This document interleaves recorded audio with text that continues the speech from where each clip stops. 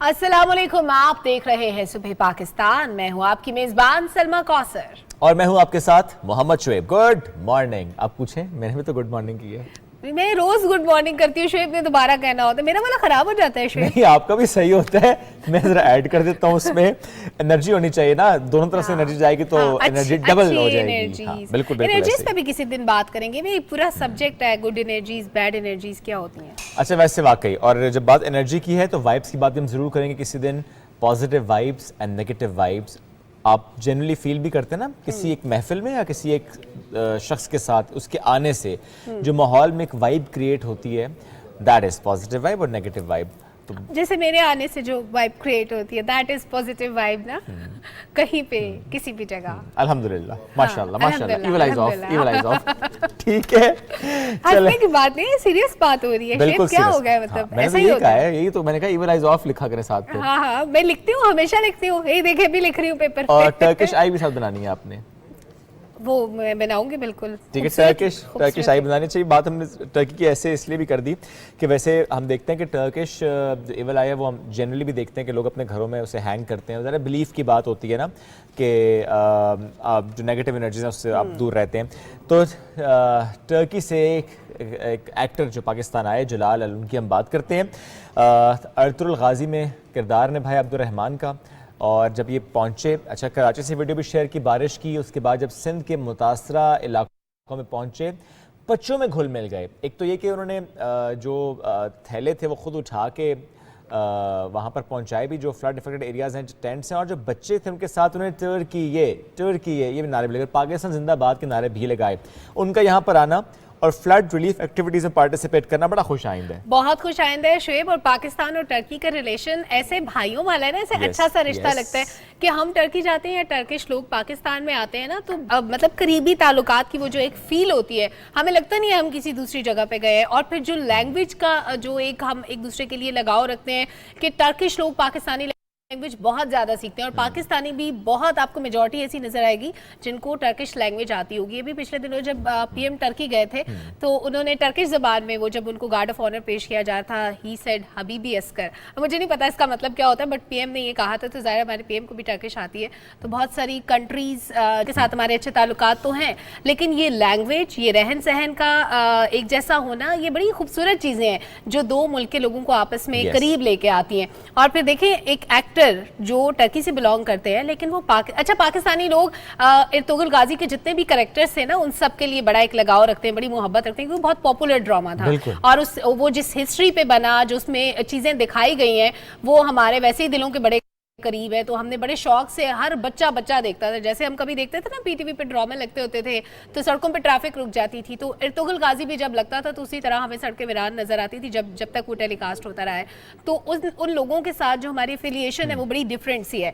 तो फिर उसमें से एक स्टार का पाकिस्तान आना, फ्लड इफेक्टेड एरियाज में वो गए हैं लोगों से इजहार हमदर्दी करने के लिए। अब देखें, ये मदद वहाँ बैठ के भी हो सकती थी, वहाँ बैठ के पैसे भेज देते, लेकिन वो खुद पाकिस्तान आए, खुद उन लोगों से मिलने के लिए गए। और फिर मोहब्बत, एग्जैक्टली। और फिर जिस तरह उन्होंने खुद सामान उठा के वो कैंप तक खुद लेके गए हैं रज़ाकाराना तौर पे, कोई कंपल्शन नहीं थी, वहाँ पे लोग मौजूद थे, वो कहते भाई मेहमान हूँ, मैं आराम करूँगा, लेकिन नहीं, उन्होंने खुद पार्टिसिपेट किया हर चीज़ में। तो ये चीज़ें दो ममालिक को और भी करीब लेके आती हैं। अगर हम नारे सुनवा भी दें कुछ देर को, इफ वी हैव, चले ठीक है, विजुअल आपको हमने दिखाया। और जब बात टर्की की हो रही है, जब बात मदद की, इमदाद की हो रही है, सिर्फ टर्की से नहीं, हम देख रहे हैं कि मुख्तलिफ ममालिक से जहाज़ भी आ रहे हैं, शिप्स भी आ रहे हैं, कंटेनर्स आ रहे हैं, सामान आ रहा है, और जो फ्लड अफेक्टेड एरियाज है वहाँ तक पहुँच रहा है। 11 ममालिक से 90 तैयारे 11 ममालिक से 90 तैयारे अब तक आ चुके हैं। नेपाल ने भी पाकिस्तान की मदद की है, और इस तरह से की कि जिस वक्त नेपाल में ज़लज़ला आया, जैसे पाकिस्तान ने इज़हार यकजहती किया, जिस तरह पाकिस्तान ने नेपाल का हाथ थामा, बिल्कुल वैसे ही आज मुश्किल की इस घड़ी में जब पाकिस्तान में सैलाब है, सैलाब से मुतासरा कई अज़ला हैं, तो वहाँ पर हम देख रहे हैं कि नेपाल से भी तैयारे आए हैं, और जो है वो इमदाद जो है वो यहाँ पर पहुँची है। तो ये तो बात हमने कर दी। बिल्कुल, और ये सामान हम दिखा भी रहे हैं शुएब के, सामान जो पाकिस्तान पहुंचा है 9 मुख्तलिफ ममालिक हैं जिनके साथ ज़ाहिर है हमारे करीबी ताल्लुकात भी हैं। और देखिए हर चीज़ की एक हिस्ट्री होती है। हमने हमेशा मुश्किल वक्तों में, बुरे वक्तों में अपने खित्ते के जो भी ममालिक हैं, जहाँ जहाँ मुसीबत आई, मुश्किल आई, हमने दूसरे ममालिक की मदद की है। तो अभी हम देखते हैं कि जब आज हम मुश्किल में हैं तो बहुत से ममालिक हमारी मदद को आ रहे हैं। UAE से, चाइना से, टर्की से इमदादी तैयारे पाकिस्तान पहुँचे हैं। नेपाल का आपने जिक्र कर दिया और बहुत सारे ममालिक ऐसे हैं जहाँ से तैयारे आ रहे हैं। और जाहिर है कि ये एड हमारे लिए काफ़ी नहीं है। UK की बात करें, किसी भी मुल्क की बात करें, हमें और मदद की ज़रूरत है, क्योंकि देखें हमने पूरे के पूरे शहर बसाने हैं, देहात बसाने हैं, लोगों को नई ज़िंदगी देनी है। एग्जैक्टली, नई ज़िंदगी देनी है, नई रौनक लेकर आनी है, फिर से जो पाकिस्तान के वो अजला जहाँ पर इस वक्त सैलाब से पहले की ज़िंदगी थी उस ज़िंदगी को बहाल करना है, अपना अपना किरदार अदा करना है। वज़ीर-ए-आज़म पाकिस्तान मियां मोहम्मद शहबाज शरीफ साहब का जिक्र भी करते हैं, जिन्होंने ये कहा कि जो मौसमियाती तब्दीली है इसका सबब बनने वाले, अगर हम बात करें ना कि कौन इसका सबब बन रहा है, किसकी वजह से ये हो रहा है, कौन ज़्यादा कंट्रीब्यूट कर रहा है, हाँ। वो एक और फहरिस्त है। हाँ। जो मुतासिर हो रहे हैं, जो अफेक्टीज़ हैं, उनका ज़ाहिर है इनकी फहरिस्त बिल्कुल डिफरेंट है। और पाकिस्तान के साथ जो नाइंसाफ़ी हो रही है ना इस वक्त, ज़ाहिर है पाकिस्तान कंट्रीब्यूशन में बहुत पीछे लेकिन अफेक्टीज़ में बहुत ऊपर। हाँ। तो ऐसे में पाकिस्तान का साथ देना चाहिए डेवलप्ड नेशंस को।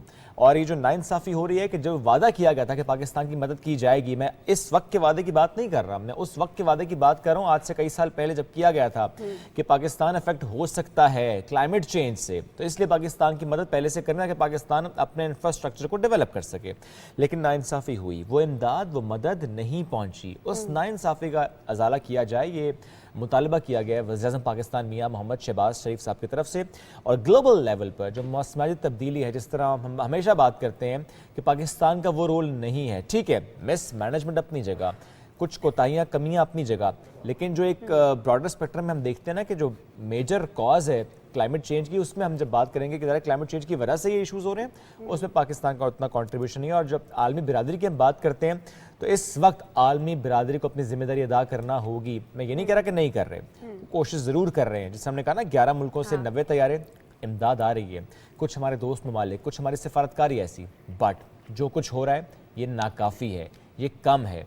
जब इतने बड़े पैमाने पर तबाही हुई हो तो मदद भी उस तरीके से आनी चाहिए, चूँकि सिर्फ रिलीफ एंड रेस्क्यू की बात नहीं है, रिहैबिलिटेशन की तरफ बढ़ना है। रोड नेटवर्क जो कि तबाह हो गया उसको दोबारा से बहाल करना है, कनेक्टिविटी पर लेकर जाना है, घर बनाने हैं, स्कूल बनाने हैं, अस्पताल बनाने हैं, इंफ्रास्ट्रक्चर पे मेहनत करनी है, इन्वेस्ट करना है। और ये किसी एक इदारे का, एक फ़र्द का, एक हुकूमत का काम नहीं है, मिलकर करना होगा। और आलमी बिरादरी के ताउन के बगैर ये हो नहीं सकता। और UN के जो सेक्रेटरी जनरल है, जब वो पाकिस्तान आए थे, उन्होंने भी कहा कि सैलाब में घिरे इस वक्त करोड़ों जो मुतासरीन है ना, मैं उनका तर्जुमान हूँ, मैं उनकी तर्जुमानी करता हूँ। और वो उन्होंने पूरी दुनिया से कहा था कि आपने मदद करनी है, ये सोचकर नहीं करनी कि आपको एहसान कर रहे हैं, ये सोच करने कि आपका फ़र्ज़ है कि आप इनकी मदद करें। और शुएब, आपने बड़ी अच्छी बात की कि अभी हमें रीहैब प्रोसेस की तरफ जाने के लिए बहुत से पैसे चाहिए, बहुत ज़्यादा मदद की ज़रूरत है।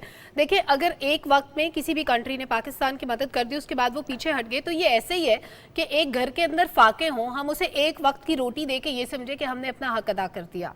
जब तक उस फैमिली के पास कोई रोजगार नहीं है, जब तक उनके पास कोई जरिया आमदन नहीं होगा, जब तक उनके पास खाने को रोटी नहीं होगी, तब तक हमारा फर्ज है कि हम उनकी मदद तब तक जारी रखें। तो ये मदद हमें मल्टीपल टाइम्स रिक्वायर्ड है। ऐसा नहीं है कि एक बार ये हक अदा करने की कोशिश की गई और हक अदा नहीं। उन लोगों के बसने तक, उनका जरिया रोजगार बनने तक, उनके बच्चों के स्कूल जाने तक हमें उनकी मदद करते रहना है। चाहे दीगर ममालिक हमारी मदद करें या ना करें, हम बहसियत पाकिस्तानी हर सूरत हमें आगे बढ़ते रहना होगा। और तब तक आगे बढ़ते रहना होगा जब तक उन लोगों के घर दोबारा से आबाद ना हो जाए और वो लोग जिंदगी की तरफ वापस ना आ जाएं। और इसमें हम जरूर जिक्र करेंगे कि जिस तरह वज़ीर-ए-आज़म पाकिस्तान मियां मोहम्मद शहबाज शरीफ साहब हमें रोज़ाना मुख्तलिफ जगहों का दौरा करते नज़र आ रहे हैं ना, जिस तरह ब्रीफिंग ले रहे हैं, हिदायत जारी कर रहे हैं, खुद मॉनिटर कर रहे हैं। जो जुमला उन्होंने पहले दिन कहा था ना कि आखिरी फ़र्द की बहाली तक जो मुतासर हुआ है इस फ्लड से, चैन से नहीं बैठेंगे, इन एक्चुअल वो प्रूफ कर रहे हैं कि वो चैन से नहीं बैठते।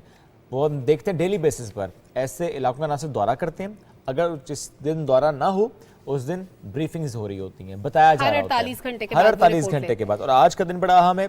जो ज़िला है बलूचिस्तान का सोबतपुर, आज उन्होंने वहाँ का उनका दौरा है और वो रवाना हो चुके हैं। सैलाब की जो तबाहकारियाँ हैं और जो मुतासरीन की मदद है और तबाहशुदा इंफ्रास्ट्रक्चर, इसकी बहाली के लिए जो काविशें हैं इस पर उन्हें आज ब्रीफिंग दी जाएगी, किस तरह से चीज़ों को बेहतर किया जा रहा है और जो इमदादी काम हो रहे हैं उसका वो खुद जाकर जायजा लेंगे। और शेब ना सिर्फ इस वक्त वो सारी चीज़ों को देख रहे हैं, पीएम की अगर हम बात करें तो उनकी एक्टिविटीज़ में हर जगह कहीं ना कहीं से पैसे बचाना और फिर सलाह मुतासरीन पे लगाना, इस सब पे भी वो फोकस कर रहे हैं। तरजीह है जी। बिल्कुल, और काबिल तजदीद तवानाई की जब हम बात करते हैं, हम अल्टरनेट जितने भी प्रोसीजर्स हैं उनकी तरफ जा रहे हैं, तो जाहिर है यही पाकिस्तान का मुस्तकबिल है। अब हमें कम कॉस्ट के साथ बिजली बनानी है और उसके बाद जो पैसे बचेंगे उसको अपने मुल्क की फलाह पे लगाना है, क्योंकि इस वक्त हम कर्जे बहुत ज़्यादा ले रहे हैं। इस वक्त कर्जों की वजह से जो हमारा सूद होता है उसकी मद में हमारी बहुत बड़ी रकम जाती है, जो कि हम अपने मुल्क की तरक्की और बहाली पे लगा सकते हैं।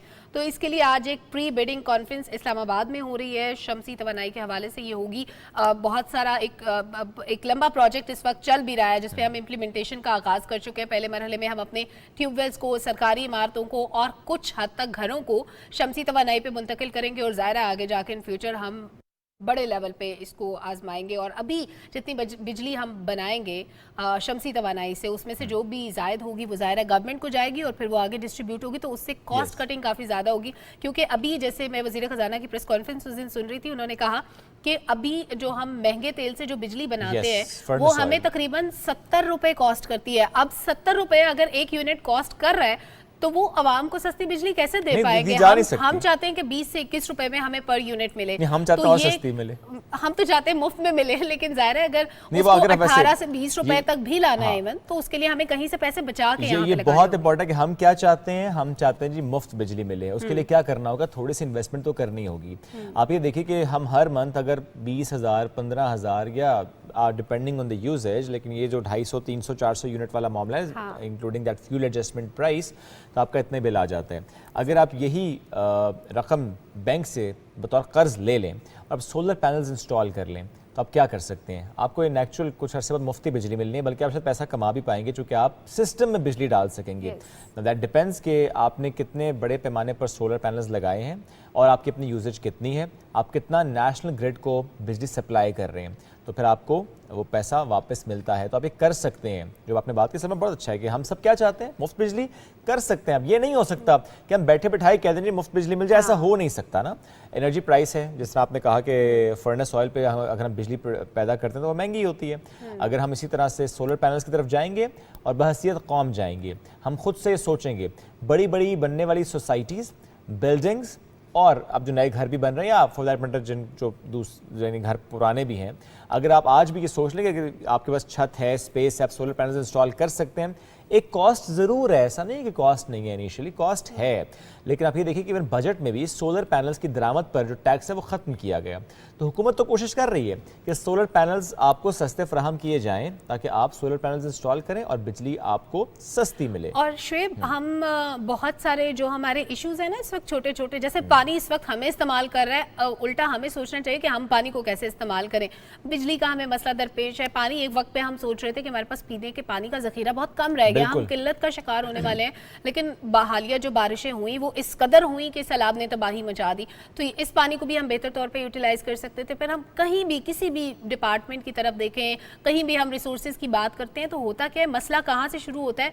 ओवर पॉपुलेशन की वजह से। We are over populate. अब हमें आबादी के तनासुब को देख कर आगे बढ़ना है और हमें अपनी पॉपुलेशन को कंट्रोल करना है, क्योंकि ज़ाहिर है जब आबादी बढ़ती है, शहर फैलते जाते हैं, ज़रूरियात फैलती जाती हैं, बढ़ती जाती है, वसाइल उतने के उतने रहते हैं, आबादी क्योंकि बढ़ जाती है, अब हमें उतना रकबा भी चाहिए, उतने रकबे पे हमने बिजली, गैस, पानी सब कुछ फराहम करना है।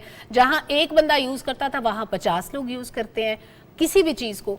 तो उससे क्या होता है कि हमारे वसाइल तेज़ी से खर्च हो रहे हैं लेकिन हम उनको मैनेज नहीं कर पा रहे। तो सबसे पहले हमें इस बुनियादी चीज़ के लिए सबको कंट्रीब्यूट करना है, आवाम को, जितने भी लोग हमें देख रहे हैं, सुन रहे हैं, कि सबसे पहले तो हम पॉपुलेशन कंट्रोल की तरफ आएँ, उसके बाद हम बाकी मसाइल को 1 बाय 1 हल करने में कामयाब हो पाएंगे। और ये सबसे बड़ा मसला पॉपुलेशन कंट्रोल का है, और वो मसला ज़ाहिर है ऐसा है कि इस पर हम बहुत बात पहले भी कर चुके हैं, लेकिन थोड़ी सी बात और इसलिए भी कर लेते हैं कि आप ये देखिए कि इवन अभी भी शहर हो या गाँव, जिस भी इलाके से आपका ताल्लुक़ हो, यहाँ शादी हुई और 2 महीने बाद ही सास ने कहा खुशखबरी चाहिए, फिर एक के बाद जी इसका बहन भाई भी आए। तो ये जब ये ख्वाहिशात पे जब औलाद हो रही है ना, और जब आप खुद मेंटली प्रिपेयर अगर नहीं है और आपको लगता है कि नहीं आपके वसाइल कम है, ठीक है, इसमें कोई शक नहीं, इसमें कोई शक नहीं कि ज़रा अल्लाह ताला ही पालता है, इसमें कोई शक नहीं, कोई दो राय नहीं, लेकिन हमें एट द सेम अल्लाह ने शऊर भी दिया है, अपने हालात को देखते हुए कुछ फैसले करने होते हैं।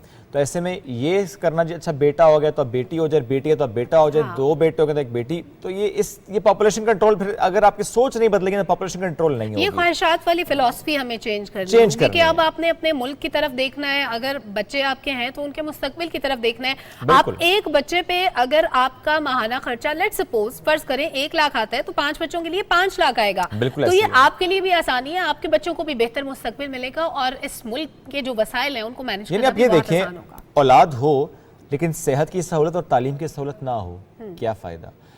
औलाद हो लेकिन आपके पास ऐसा माहौल ही ना हो, कंडीसिव इन्वायरमेंट ही ना हो, अच्छा माहौल ही ना हो, हालात ही ख़राब हो जाएं, तो उन बच्चों को क्या मुस्तकबिल देकर जाएंगे हम। तो इसलिए पॉपुलेशन कंट्रोल बहुत ज़्यादा अहम हो चुकी है। हर मसले की जड़ हमें यही नज़र आता है कि चूँकि वी आर ओवर पॉपुलेटेड, तो इसलिए हम उसको मैनेज नहीं कर पाते। चले बढ़ते हैं आगे, कुछ और खबरें भी हम हमारे इस पास पे हैं। एक पैकेज ना दिखा लें व्यूअर्स को बिल्कुल बिल्कुल। कि अभी जो आने वाले वक्त में जो खवातीन की डिलीवरीज प्लान थी और उसके बाद अभी सैलाब आ गया, हालात काफ़ी ख़राब हुए, तो एक रिपोर्ट इस पे देख लेते हैं।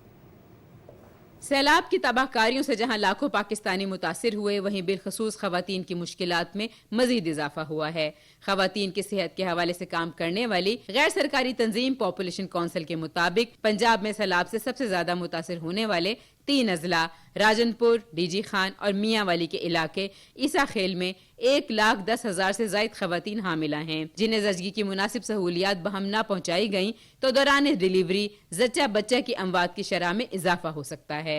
जहाँ जहाँ ये जो रिलीफ कैंप्स बने हैं वहाँ पे बर्थिंग स्टेशंस बनाए जाएं, लेडी हेल्थ वर्कर या कोई स्किल ब्रेथ अटेंडेंट जो है वहाँ पे फराहम किया जाए। सच्चा और बच्चा के लिए अद्वियात और ग़िज़ाई ज़रूरियात पूरी करने के लिए चीज़ें फराहम की जाएं। सैलाब से मुतासिरा पंजाब के अजला में 3.25 लाख से जायद खवातीन 5 से जायद बच्चों की माँ हैं, जिनको न सिर्फ पहले ही सेहत के मसाइल दरपेश हैं बल्कि अपने और बच्चों के लिए महफूज पनाहगाहों की जरूरत भी है। इसी तरह 9.5 लाख बच्चे हिफाजती टीकाजात के मुंतजिर और खुराक की कमी का शिकार हैं।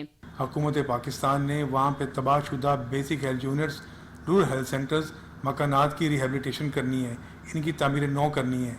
हामला खवातीन जो तकरीबन 1.25 लाख से ज़्यादा वहाँ मौजूद हैं, उनको सेफ डिलीवरी किट्स हम सप्लाई कर रहे हैं, लेकिन दैट इज़ नॉट इनफ, हमें और चाहिए। इसीलिए मैं रिक्वेस्ट की है कि हमारा हाथ बटाएं, हुकूमत वक्त का हाथ बटाइए ताकि हम और आप मिलके इनकी इमदाद टाइम पे बर वक्त कर सकें। एक अंदाजे के मुताबिक पाकिस्तान में 40% हामिला खवातीन पहले ही खून की कमी का शिकार हैं। ऐसे में कुदरती आफात के बदतरीन असरात से बचाने के लिए बिलखसूस खवातीन और बच्चों को जिस तवज्जो की जरूरत है वो मुल्की और बैनुल अक़वामी सतह पर ताउन से ही मुमकिन है।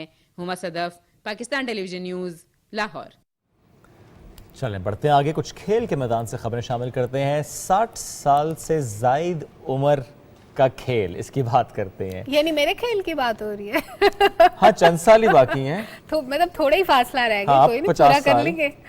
50 नहीं, मतलब 55 है ना, 5 साल और रह गए, फिर मैं भी ये वाला मैच खेलूंगी जिसका आप बात कर रहे हैं। तो जनाब, ये जो हम क्रिकेट वर्ल्ड कप की बात करेंगे, 60 साल से जायद उम्र के इसमें खिलाड़ी हैं पाकिस्तान और शेर में से मेरे तो 5 साल रह गए, आपके 2-1 साल रह गए। मैंने कहा ये भी बता दूं। जरूरी नहीं था वैसे ये बताना। नहीं, ये बहुत जरूरी था, मतलब लोग मेरे बारे में आइडियाज लगा रहे हैं कि कितने साल के। वो तो नजर आता है ना, मेरे में जरा कंफ्यूजन हो जाती है उनको। तो पतले होने के यही फायदे हैं, बंदा थोड़ा स्मार्ट के हो, लोग मतलब समझ जाते हैं। तो जुमला फिर क्या देना चाहिए? सारा मसला रोटी का। इसमें रोटी को आप कुछ और भी सोच सकते हैं, मैंने कुछ नहीं कहा। अच्छा, पाकिस्तान न्यूजीलैंड की टीमें जो है इनका फाइनल है जनाब, और ब्रिस्बेन में खेले गए सेमीफाइनल की बात करें तो पाकिस्तान ने टूर्नामेंट की जो फेवरेट टीम है ऑस्ट्रेलिया, इसको शिकस्त दी थी और 1 विकेट से शिकस्त देकर फाइनल के लिए क्वालिफाई किया। तो आज हो रहा है फाइनल, देखते हैं कि उनके बाबे ज़्यादा तगड़े निकलते हैं कि हमारे बाबे तगड़े निकलते हैं। अच्छा, वैसे हम मुकाबले सारे ही बड़े अच्छे जीतते हैं। हमने पहले क्रिकेट में हराया भारत को और अभी हमने पोलो वर्ल्ड कप में भी हरा दिया है भारत। क्या बात है, दैट्स वंडरफुल। आलमी पोलो चैंपियनशिप 2022 का जो क्वालिफाइंग मैच था उसके दूसरे प्लेऑफ में हमने भारत को हरा दिया है और वर्ल्ड कप में जगह बना ली है। बहुत ही जबरदस्त बात है। 26 अक्टूबर से 6 नवंबर 2022 तक अमेरिका के नेशनल पुलिस सेंटर में मुनक्किद होगी ये चैंपियनशिप। Best of luck to team Pakistan, और भारत को हम इसी तरह शिकस्त देते रहेंगे जैसे पहले दिए और आज दिए। यू मीन हर मैदान में? हर मैदान में, इंशाल्लाह। इंशाल्लाह।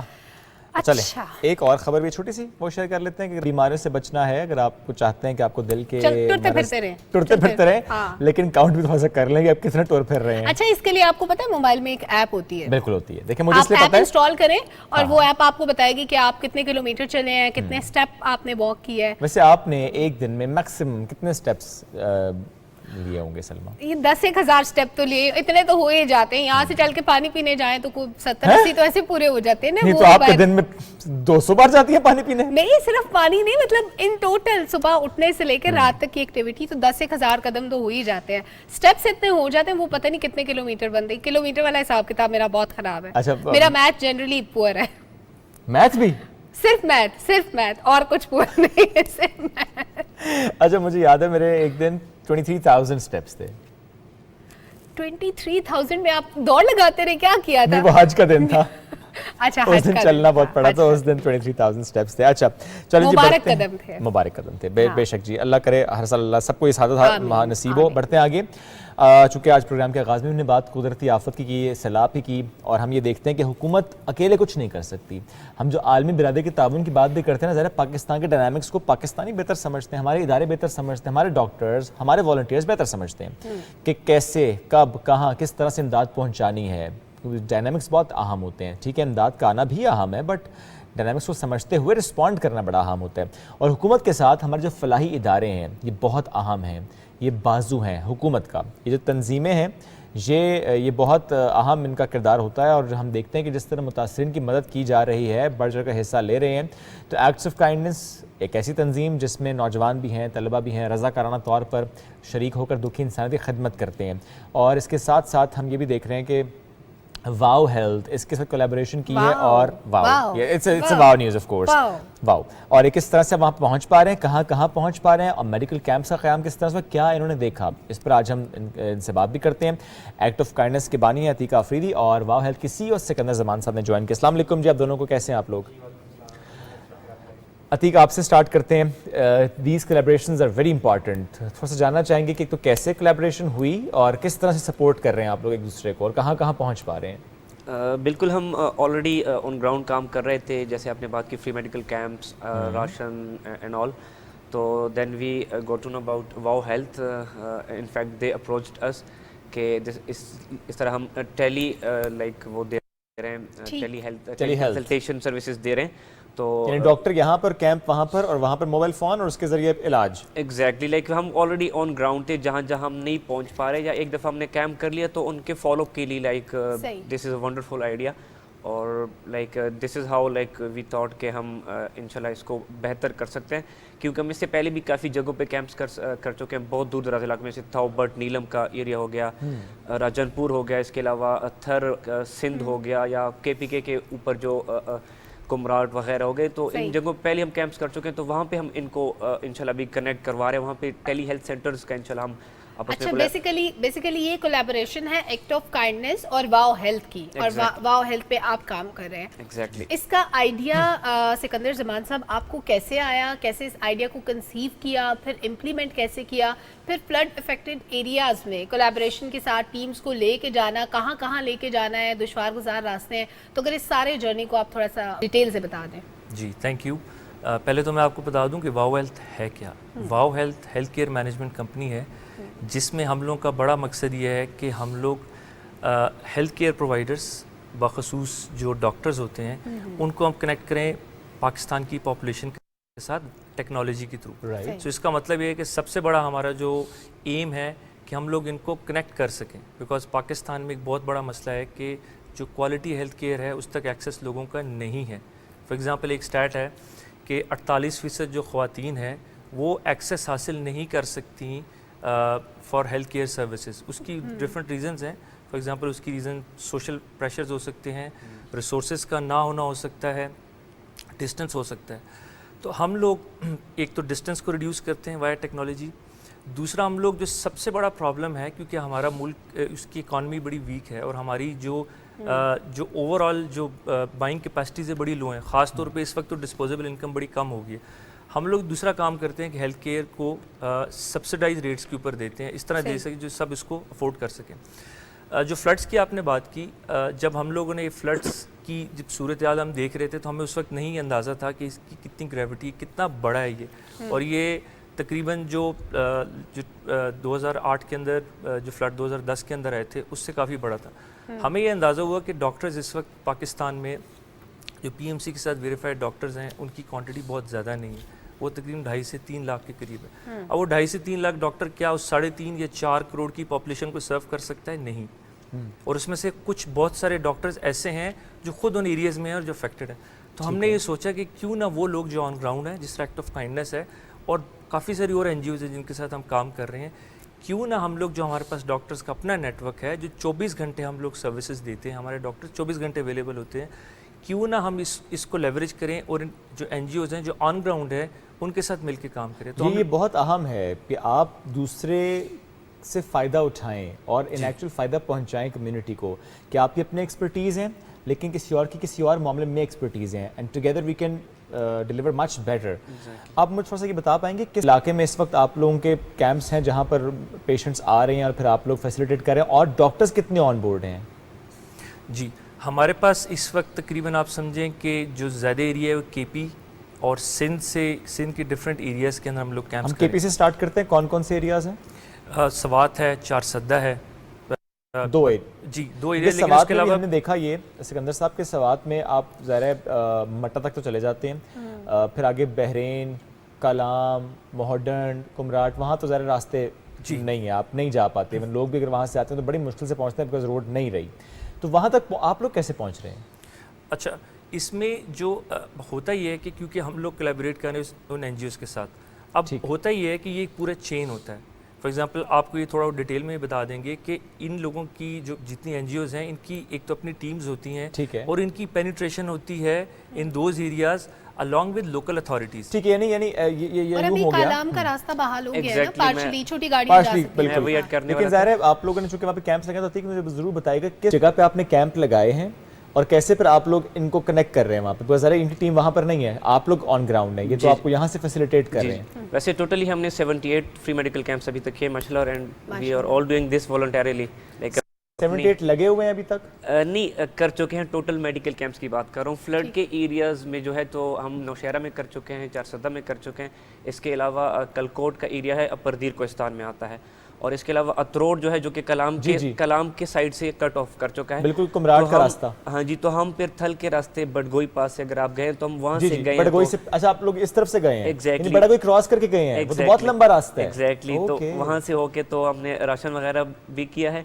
और कलाम की बात की, अब तो हम वो प्रॉपर कोऑर्डिनेशन के साथ जा रहे हैं डिस्ट्रिक्ट गवर्नमेंट के साथ, तो कलाम अभी ओपन हो गया, तो इंशाल्लाह अब हम कलाम और कलाम से चले जाएंगे। और आपका कैंप कितने दिन के लिए होता है, क्या ड्यूरेशन होता है? मोस्टली 2 डेज का होता है। 2 डेज का मुख्तलिफ जगहों पे। और कितने लोग होते हैं आपके पास एट ए टाइम मौजूद? हमारे पास 25 to 30 डॉक्टर्स की टीम होती है, इसमें फार्मासिस्ट होते हैं। आप वो साथ लेकर जाते हैं डॉक्टर्स? जी बिल्कुल, लाइक प्रॉपर एक नहीं, फिर टेलीमेडिसिन कैसे हो रही है, डॉक्टर साथ जा रहे हैं तो? नो, इसके बाद जो जिन इलाकों में हम नहीं पहुंच पाते तो वहाँ पे हम फिर इनको वो करेंगे। या जो मैं जानना चाह रहा हूँ अतीक, एक मेडिकल कैंप आपने लगाया, 2 दिन के लिए लगाया, डॉक्टर साथ लेके, वो दैट्स फाइन, समझ आ गई। एग्जैक्टली। मुझे उन इलाकों का बताएं, KP का स्पेशली, कि जहाँ पर आप गए और आपने फिर इनकी मदद ली कि यहाँ से बैठ के डॉक्टर ने कनेक्ट किया, बिकॉज कुछ इलाके ऐसे जहाँ सिग्नल्स नहीं होते, वहाँ पर कैसे कनेक्ट करते हैं आप लोग, कैसे मरीज और डॉक्टर को कनेक्टिविटी होती है?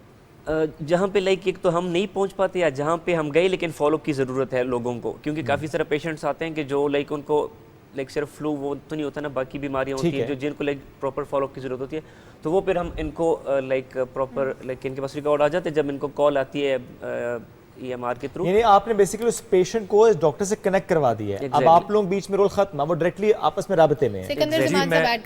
मैं ऐड करता हूँ इसमें, बिल्कुल ये मैं इसमें थोड़ा सा आपको एक्सप्लेन भी कर देता हूँ कि इसमें 2 तरह की चीज़ें होती है। एक तो ये है कि जब कैंप्स में ये लोग जहाँ पर नहीं पहुँच सकते, जहाँ पर डॉक्टर की अवेलेबिलिटी नहीं है, वहाँ पर अगर वहाँ पर हमारे साथ क्योंकि और NGOs के साथ भी काम कर रहे हैं, तो वहाँ पर अगर पैरामेडिकल स्टाफ भी हो, वो जो वाइटल्स ले सकता है और जो कनेक्ट करा सकता है। सो हम लोग करते क्या हैं कि वहाँ पर एक बूथ होता है और वहाँ पर एक पैरामेडिकल स्टाफ होते हैं, वो जो एटलीस्ट वाइटल्स बंदा ले सकता है, वो हमें कनेक्ट कराता है पेशेंट को डॉक्टर के साथ। अच्छा। ये एक केस है जिसके अंदर डॉक्टर की अवेलेबिलिटी नहीं। दूसरा ये कि कुछ कैंप्स के अंदर क्वांटिटी बहुत ज़्यादा होती है। फॉर एग्जांपल अभी इन्होंने कैंप किया जिसमें तकरीबन कुछ 500 से 700 के करीब लोग एक दिन के अंदर है। अब इतने सारे लोग आना और उस टाइम के अंदर बड़ा मुश्किल होता है। तो कुछ एनजीओ के हम लोग यूँ करते हैं कि जो डॉक्टर्स उनके साथ काम कर रहे होते हैं वो तो खुद देख रहे होते हैं फिजिकल, उसके ओवर एंड अबव जो भी इनका स्पिल ओवर होता है उन पेशेंट्स को हम लोग देख रहे होते हैं। ये दूसरी तरह की वीडियो लिंक के थ्रू देखते हैं जी, वीडियो लिंक के थ्रू, ओके, और फोन के थ्रू भी, और वीडियो, क्योंकि वीडियो इंटरनेट तो स्टेबल हर जगह नहीं है। पूछने लगा बिकॉज़ वो इलाके ऐसे हैं जिसका आप जिक्र इवन त्रोड़ या जी जी बिल्कुल, इलाके त्रोड़ में ज़रा आबादी भी ज़्यादा है, तो वहाँ पे ज़रा अगर आप कैंप लगाएंगे तो लोग ज़्यादा भी आएंगे। लेकिन एक चीज़ ज़रूर जानना चाहेंगे आपसे कि अब तक फ्लड अफेक्टेड एरिया से जब हम बात करते हैं, आपके डॉक्टर्स इस प्लेटफॉर्म के ज़रिए कितने लोगों तक पहुँच पाए हैं, कितनों का इलाज कर पाए हैं? मेरा ख्याल से इस वक्त हमारे पास जो ऑन एवरेज दिन के अंदर जो कॉल्स रिसीव होती हैं, ये एक्टिविटी हम लोगों ने स्टार्ट की थी ऑलमोस्ट कोई 3 वीक्स बैक, तो हमारे पास एवरेज जो है वो कॉल्स रिसीव होती हैं दिन के अंदर तकरीबन 300 से 400 के करीब, ठीक है, डिफरेंट जगहों से, और ये क्वांटम कभी ज़्यादा भी होता है कभी कम भी होता है। इसमें जो एक मैं बात ऐड करना चाहूँगा अतीक साहब के उसमें, कि जिस तरह उन्होंने बताया कि फॉलोअप होता है, इसमें जो तीसरी कैटेगरी है कि अगर कोई एक दफ़ा कैंप करता है, ठीक है, कैंप करने के बाद तो डॉक्टर्स चले जाते हैं, बिकॉज डॉक्टर्स का काम होता है उसको देना, ये वो जो प्रॉब्लम है उसको एड्रेस करना। हम लोग क्या करते हैं कि उसके बाद हमारे पास अपना EMR है, इलेक्ट्रॉनिक मेडिकल रिकॉर्ड, जिसके अंदर पेशेंट्स की सारी इन्फॉर्मेशन हमारे पास होती है। अब अगली दफ़ा जब भी आता है उस प्रॉब्लम के साथ या किसी और प्रॉब्लम के साथ, तो हम 6 महीने तक वो सर्विस फ्री देते हैं, क्योंकि उस पेशेंट को हम अपने साथ रजिस्टर कर लेते हैं, हमारे पास आइडेंटिफिकेशन की मैकेनिज्म है, और उसकी हिस्ट्री आ रही होती है। जी बिल्कुल, ओके, ज़बरदस्त, ये तो बहुत अच्छी बात है, हिस्ट्री भी आ रही है। लास्टली बस अतीक बता दें कि आप मेडिसिन भी प्रोवाइड कर रहे हैं आप लोग? जी जी, फ्री मेडिसिन, और इसके अलावा लेबोरेटरी टेस्ट जो कि शुगर के, हेपेटाइटिस बी एंड सी के, ये टेस्ट भी करवा रहे हैं वहाँ पे। डोनर्स कौन है आपके, कहाँ से ये सारे पैसे जमा होते हैं, और फिर उसके बाद हम ये सारे कुछ वॉलंटियरली कर रहे हैं अपनी मदद आपकी तरफ और अपने फ्रेंड सर्कल से, सोशल मीडिया सर्कल से। एग्जैक्टली, बहुत शुक्रिया अतीक आफरीदी साहब, आप हमारे साथ मौजूद थे, सिकंदर साहब भी, और बड़ी डिटेल से आपने अपने सारे इनिशिएटिव के बारे में कामयाब करे जी। ऐसी एनजीओ की वजह से चीजें बहुत बेहतरी की तरफ जा रही हैं। छोटी सी ब्रेक की तरफ बढ़ते हैं, वापस आएंगे, साथ रहिए।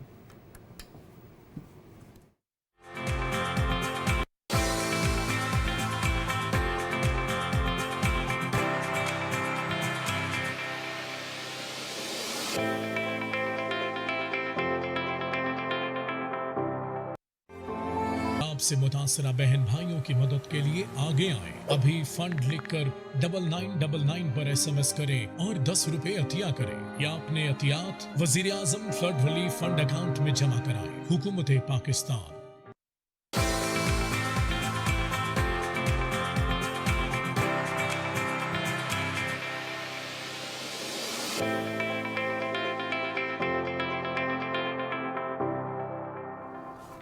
वेलकम बैक नाजरीन। कल प्रोग्राम में इसी वक्त ऐसा हुआ था कि हम K2 जाते जाते K2 1 पे पहुंच के हम रह गए थे, तो मेरा ख्याल है आज हमें K2 चले जाना चाहिए। वाजिदुल्लाह नगरी साहब हमारे साथ मौजूद हैं। Welcome to the show. कैसे हैं आप वाजिदुल्लाह नगरी साहब, कैसी रही आपकी सुबह? अल्हम्दुलिल्लाह, आपका बहुत शुक्रिया। कल हम आधे रास्ते में पहुंचे थे, तो मैंने कहा थोड़ा सा बुलाने का दोबारा शुक्रिया, थैंक यू।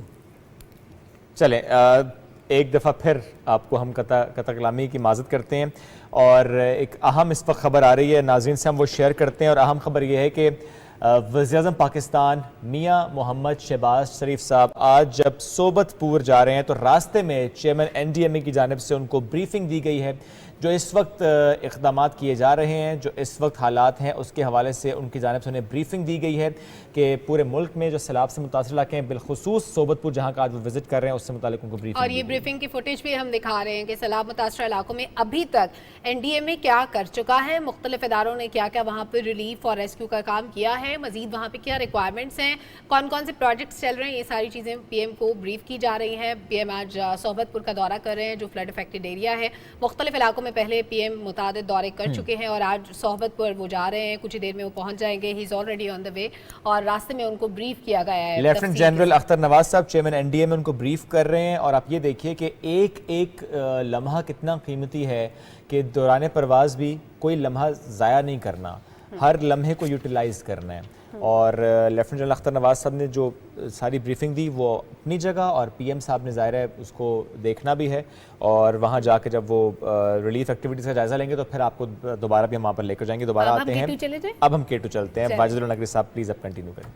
यकीनन सर, जितना मुश्किल यहाँ पे इतना मुश्किल K2 पे भी है, इतने ही मुश्किलात है। तो यानी आप हमें कह रहे हैं हमें केटू सर कर लिया है?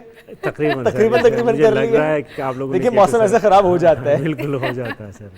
फिर भी हम तोड़ चढ़ा के रहते हैं। हाँ, बिल्कुल हम सर। बस पहुंचेंगे इंशाल्लाह। जैसे आप अभी फुटेज दिखा रहे थे कि इसी सिलसिले में कल भी यहाँ से जब मैं गया हूँ, जाने के बाद यहाँ पर एक प्रोग्राम था जो सोशल मीडिया पर अपनी कोई तस्वीरें मैंने शेयर की हुई थी, वहाँ जो गंदगी है उस पर। अच्छा, हम चाहेंगे कि थोड़े से ना विजुअल्स अगर हम चला भी सकें, शेयर भी किए थे स्पेसिफिकली जो केटू सर करने के दौरान इनको इन्होंने देखा कि हमने कल भी बात की थी ना कि रूटीन में तो दर्जन भर शायद लोग जाते होंगे जनरली, लेकिन अब जिस तरह 200-250 लोग गए, बहुत रश था केटू में, तो बहुत ज़्यादा लोगों का जाना वहाँ पर केटू सर करने के लिए। ऐसे में हम ये भी देखते हैं कि कुछ लोग ऐसे जो गंदगी भी फैला के आ जाते हैं, वहाँ कचरा फेंक के आ जाते हैं, तो उसके विजुअल हमारे पास है, तो we thought to share this कि जो भी वहाँ पर पहुँचे वो इसका खास ख्याल रखें। हम कुछ देर में दिखाएंगे भी विजुअल, लेकिन आप जो आपने देखा प्लीज़ वाजिद बताएं कि ज़ाहिर है केटू आप कुछ सोच के जाते हैं, लेकिन जो आप देखते हैं वो थोड़ा सा उसके ऑपोजिट हो जाता है। क्या सोचा और क्या देखा? अल्हम्दुलिल्लाह पिछले तकरीबन कोई 10-1 साल से मैं सोच रहा था केटू क्लाइंब कर लूँ, लेकिन मौका नहीं मिल रहा था। फिर मैं कल भी बात कर रहा था कि स्पॉन्सर्स का बड़ा मसला होता है। आप लोगों की एक बार फिर पीटीवी का मैं शुक्रगुजार हूँ कि आप लोग हम जैसे लोगों को मौके देते हैं, फिर लोग हमें देखते हैं। प्राइवेट सेक्टर से हमें स्पॉन्सर मिला और अल्हम्दुलिल्लाह हमारा क्लाइंब हुआ। क्लाइंब के दौरान यकीनन मैंने आपसे बताया कि बहुत ऐसी चीज़ें हैं जो कुछ चीज़ें शेयर करना भी मतलब दिल नहीं मानता है। जैसा डेड बॉडीज़ पड़ी हुई है, उनका हम क्या करें? किस डेड बॉडीज पड़ी हुई है। कितनी डेड बॉडीज आपने देखी? मैंने अपनी इस दफ़ा जो रिसेंट एक ताज़ा जो दो तो मैंने देखी है।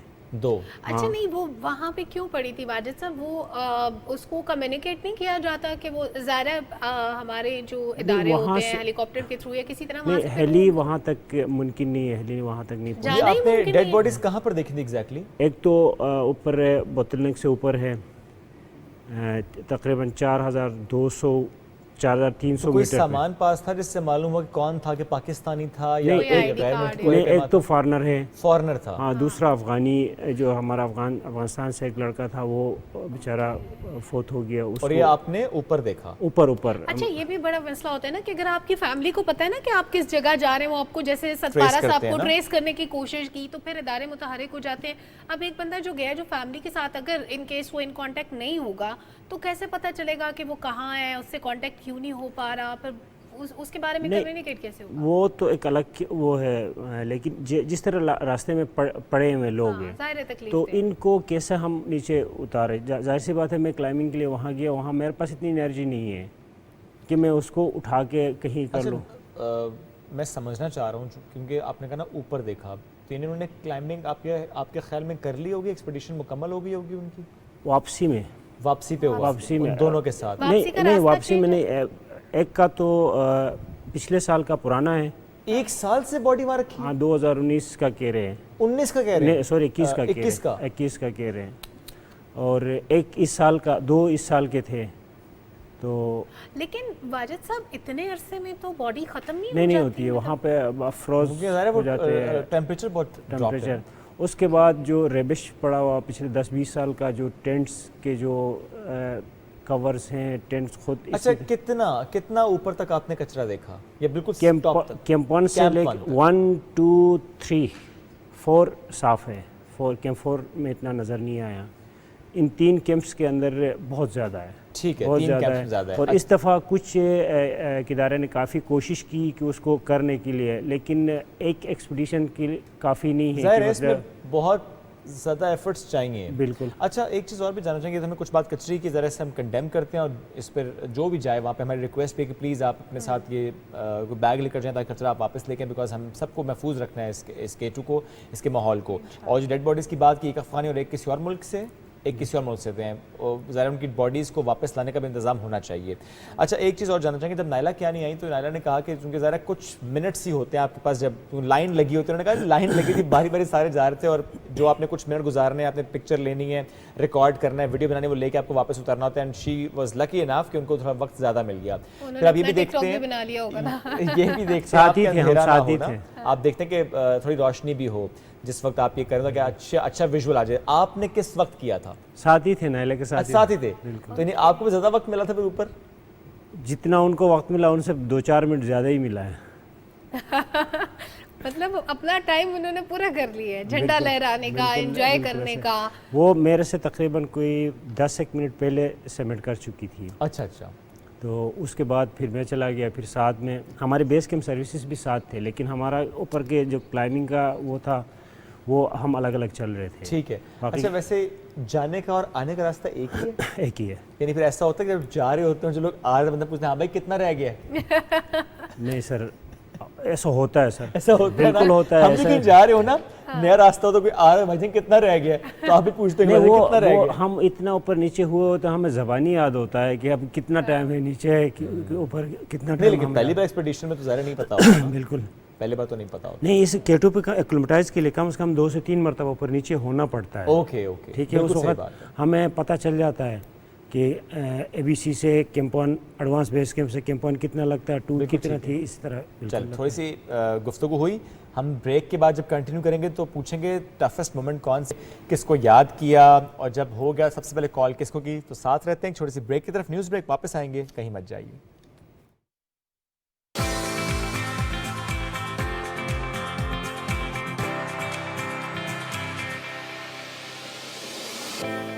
Back after the break, Wajid Nagri साथ मौजूद हैं। बात हम K2 एक्सपीडिशन की कर रहे हैं जो कि वो जुलाई में करके आए हैं, और कुछ यादें शेयर की, कुछ बातें अभी बाकी हैं। वाजिद, सबसे पहले कॉल किसे की एक्सपीडिशन के बाद जब नीचे आए? अपने स्पॉन्सर्स को सर। स्पॉन्सर्स को कॉल की थी? अम्मा अब्बा नहीं, बहन भाई नहीं, दोस्त यार नहीं, स्पॉन्सर को कॉल की? सर उनकी बदौलत ही मैं K2 मेरे लिए मुमकिन हुआ। 40-47 लाख रुपए एक बड़ी अमाउंट है।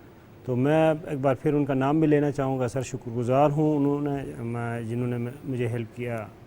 बिनेसान कराची से हैं, बिल्डर्स हैं जिन्होंने मुझे मेन स्पॉन्सर हुई है। उसके बाद अटलस हुंडई, अगर अटलस हुंडई साथ नहीं होता तो शायद ये एक्सपीडिशन मेरे लिए मुमकिन नहीं था कि मैं इसको आगे चला जाता, लेकिन रिस्क पे था, उसने मुझे सेव किया। उसके बाद फिर छोटे 2-4 और स्पॉन्सर्स है, जैसे PWD भी उन्होंने मेरे हेल्प की। तो इन सब का मैं शुक्रगुजार हूँ, जिसकी वजह से ये मेरे लिए मुमकिन हुआ कि मेरा K2 इस दफ़ा सक्सेसफुल हो गया। अच्छा, आप थोड़ा सा बताएं कि टफेस्ट मोमेंट्स कौन कौन से आए ड्यूरिंग एक्सपीडिशन? अल्हम्दुलिल्लाह तैयारी बहुत ज़्यादा थी इस दफ़ा, क्योंकि काफ़ी अरसे से मैं इन तैयारियों के अंदर था। मुश्किल K2 शुरू दिन से ही मुश्किल है। उसके लिए तैयारी करनी पड़ती है। ज़ाहिर सी बात है, 8000 के ऊपर जब जाते हैं आप, 8000 जैसे स्टार्ट होता है आपकी तकलीफ स्टार्ट होती है, ऑक्सीजन की कमी होती है। ठीक है, ऑक्सीजन आप लेते हैं, एक आर्टिफिशियल हवा लेते हैं, उसके बावजूद भी आपको तकलीफ़ होती है। जब तक वापसी 8000 से नीचे नहीं आते हैं, इंतहाई तकलीफ़ होती है। आखिरी जो समिट पुश होती है उसमें सॉरी, तकलीफ़ से क्या मुराद है? सांस, अच्छा, थकन, हेडेक, ये सारी चीज़ें होती हैं। ओके। और वापस आने के बाद कितने दिन तक आपको लगता है कि अच्छा वो थकावट नहीं उतर रही? कम से कम 2 से 3 हफ्ते तक होता है सर जिस्म के अंदर।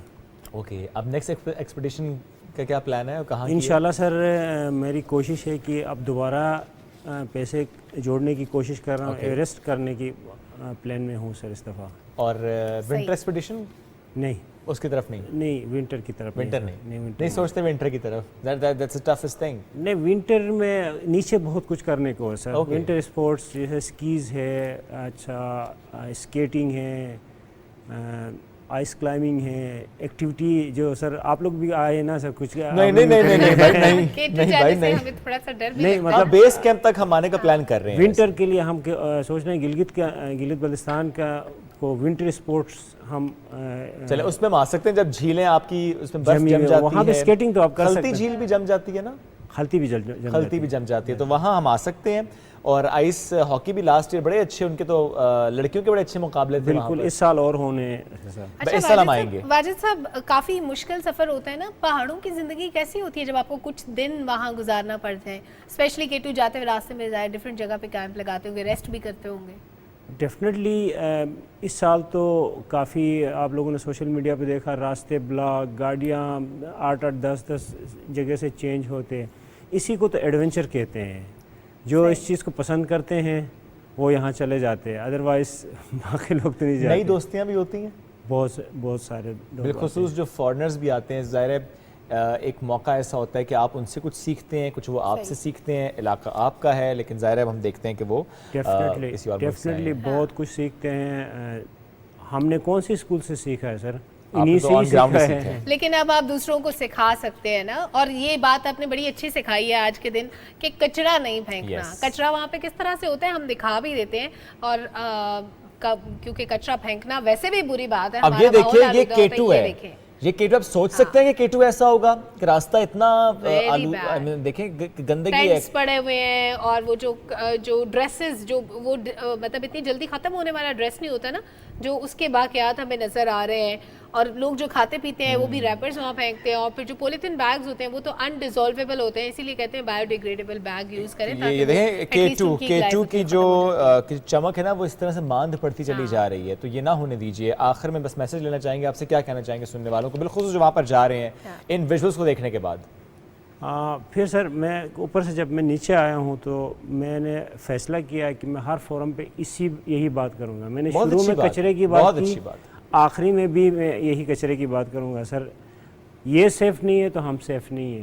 No doubt. हमारा मेरे ख्याल से फिर ये क्लाइंबिंग शलाइंबिंग भी ख़त्म होना चाहिए।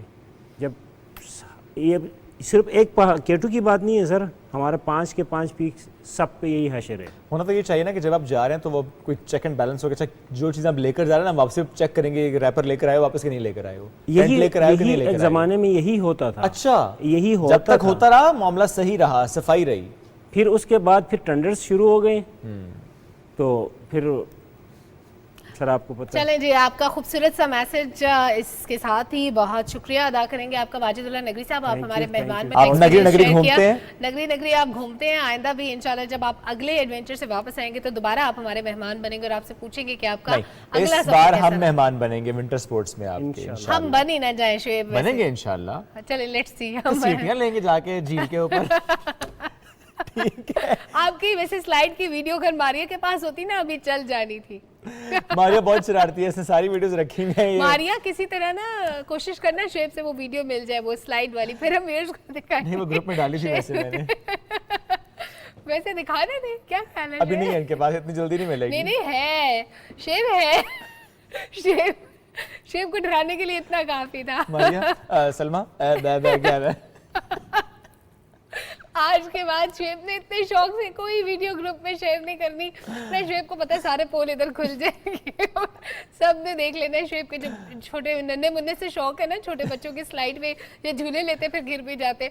6 साल के बच्चे का स्लाइड बना हुआ है उधर जनाब, ये झूले नहीं लिखा था 6 साल के बच्चे का है, लिखा नहीं था, पता तो है ना 6-8 साल से ज्यादा बच्चे बड़े हो जाते हैं ना। NIC में 6 साल के बच्चे का क्या काम, वहाँ तो बड़े बच्चे जाते हैं। बड़े बच्चे जाते हैं, स्लाइड तो नहीं लेते ना इतने छोटे नन्हे मुन्ने से। Basically that was an emergency exit.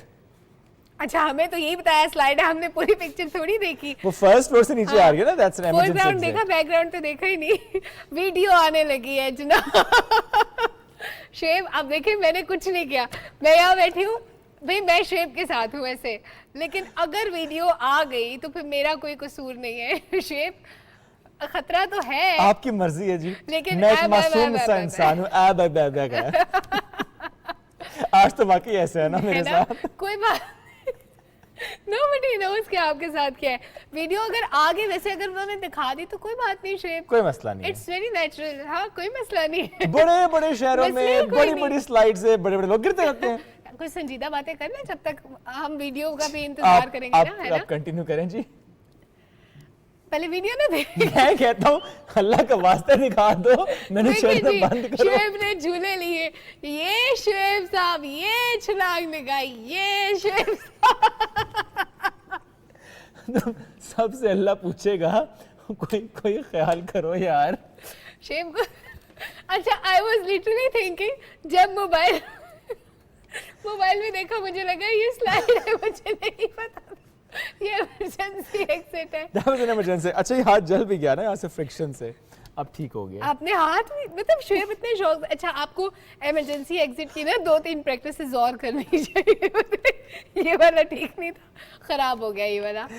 कभी कभी हो जाता है। एनीवे, अब जरा आगे बढ़ देखिए जाते हमारे हैं। अगले गेस्ट कौन है। बिल्कुल ठीक है जनाब, आगे बढ़ने से थोड़ी सी ब्रेक ना ले लें।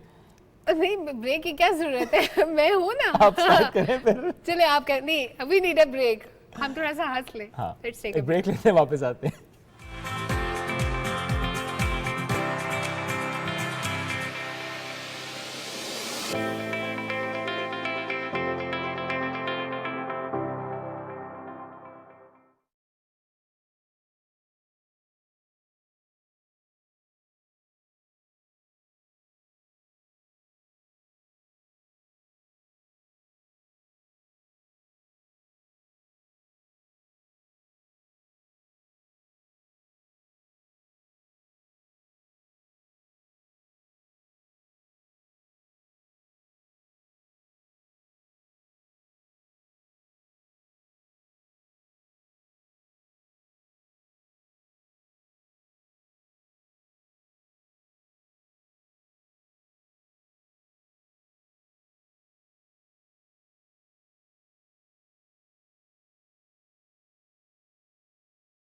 याद दिल खोलकर वज़ीर-ए-आज़म रिलीफ फंड में जमा कराएं।